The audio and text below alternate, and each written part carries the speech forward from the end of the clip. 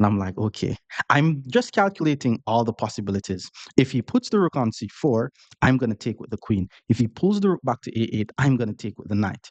All my pieces are active except my rook on f1, and he has very weak pawns on e5 and e6. So I felt very comfortable here. I'm like, okay, we're about to win this guy's pawn. He's nervous. He's reaching for the rook. He's not moving the rook. I have over a minute. And then he decides to play rook to a5 to guard the pawn. I saw this when he was thinking. I didn't really want to rush, but b4 was the only move. And then he pulls the rook back. Now this pawn is just really hanging. So I just grabbed the free pawn. I'm ahead by a pawn at this point. He played rook to b8. I'm still ahead by an entire minute, but I don't want to rush and end up losing the game. And this was actually a crucial point for me. I was thinking, do I play c3 so that way I'm able to move the knight and don't lose this? Or do I play c4?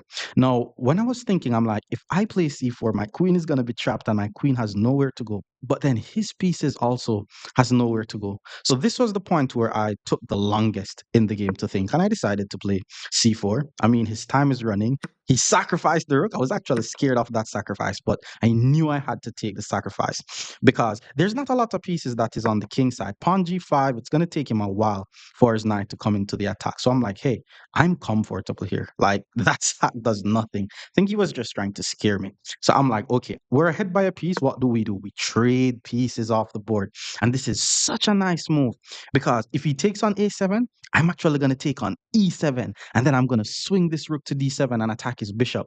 So he's in trouble. The guy also has 20 seconds on the clock.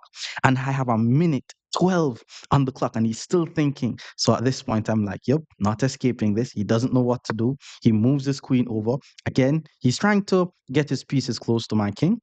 And I need to pressure the clock still. So I took on c6. He took back on c6 with the knight. I have a minute. He has 14 seconds. It's my turn to play. We need more pieces in the game. So I hit the knight.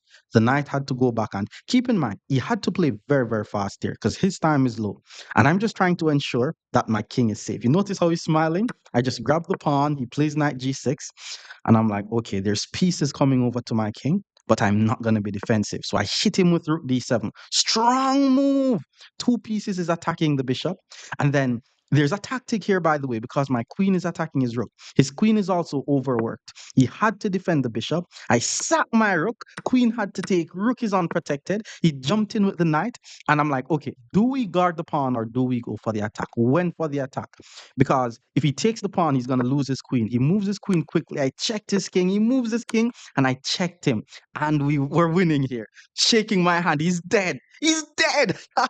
And then that's GG's.